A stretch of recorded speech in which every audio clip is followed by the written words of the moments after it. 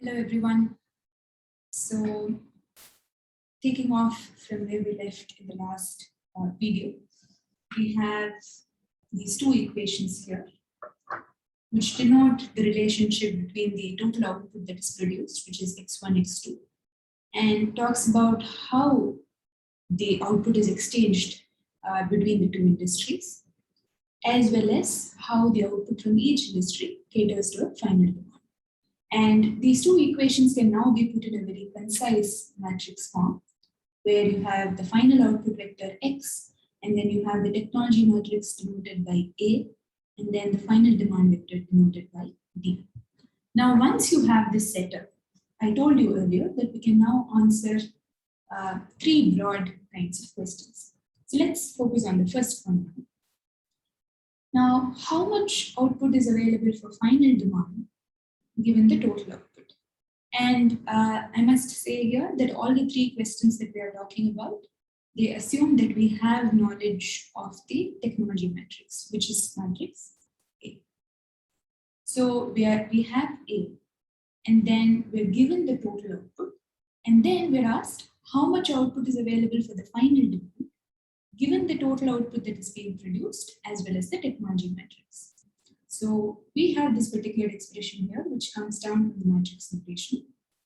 And we are given technology matrix A and the total output X.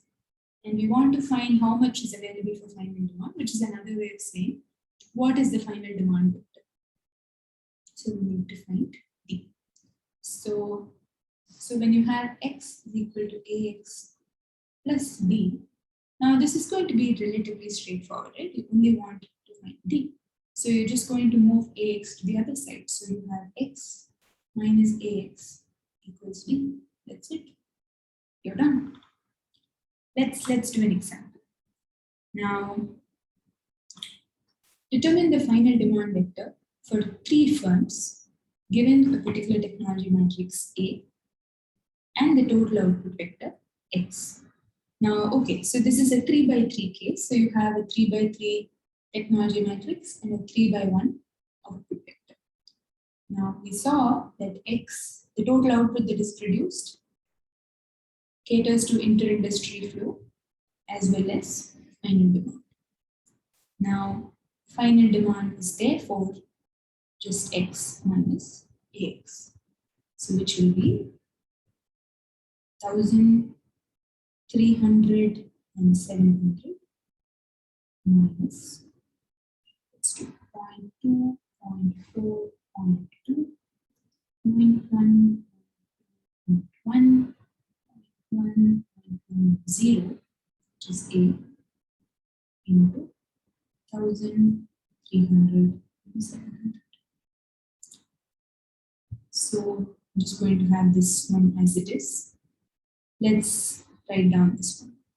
The product AX. So A is a 3 by 3 matrix, X is a 3 by 1 matrix. So the product AX is now going to be of the order 3 by 1. And that's going to be of the same order as the output vector.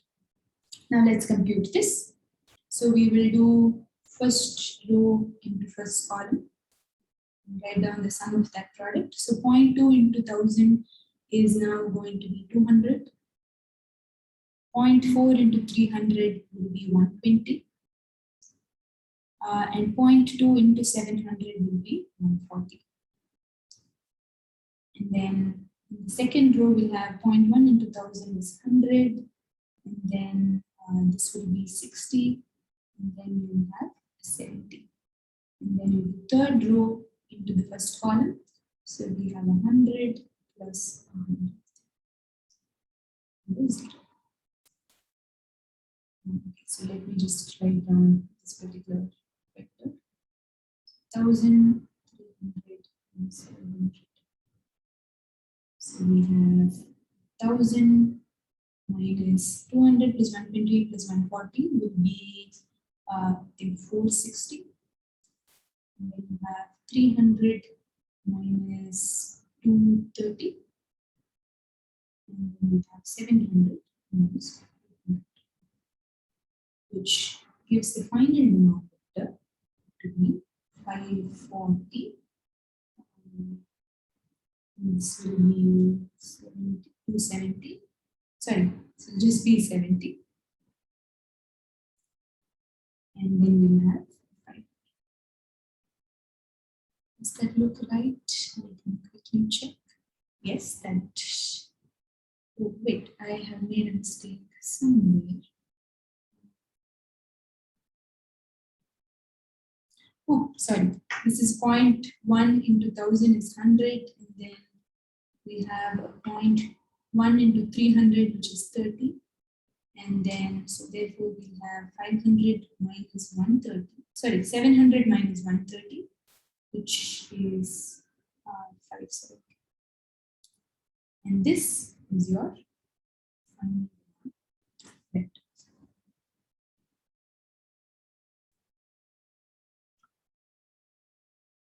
Okay, so we saw how to find the final demand vector when given A and X. Now let's look at the second type of question that we have to answer. So how much of total output is required to satisfy a given level of final demand? Meaning we have to find the total output. So I told you earlier that we always know what A is. And now we're told that we now actually know D. And we want to find X such that AX plus X is equal to AX plus 1.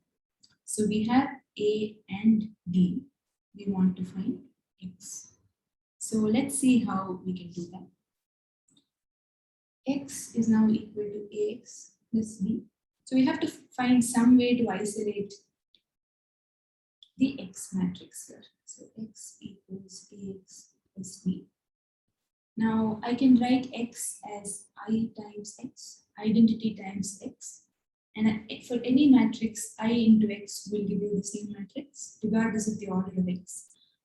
Let me rephrase that. So if you choose an appropriate identity matrix and multiply that with X, and if that product IX exists, then IX will actually just be equal to X.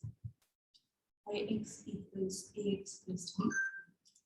And now I'm going to move AX to this side so that I have B on this side. And this actually becomes I minus A times X equals B. Of course, I'm going to be able to write it in this particular manner, provided the order of the matrices are all appropriate and it allows me to write that. So that when you expand the brackets here, it gives you IX minus AX. Okay. Now, multiply both sides. Right? So remember, we want to capture the X matrix. So we have to do something to remove I minus A. So if this were just simple algebra, we'll divide the whole thing by I minus A, right? And that will cancel off I minus A. When you're dealing with matrices, the equivalent of dividing by a particular matrix is to multiply that expression by its inverse. So let's multiply both sides by I minus A inverse. So I minus A will be a matrix, and you take the inverse of that. And when you do that, you're going to have I minus A inverse I minus A times X equals I minus A inverse into B. Now, remember that this is actually nothing but. So A inverse A is I, A into A inverse is I. So A can be any matrix here. So here I minus A becomes a matrix, and when you take the inverse of that and you multiply it with I minus A, you're going to end up with the identity matrix. So this gives us X is equal to I minus A inverse into B. And this particular I minus A inverse is actually called the Leontief inverse.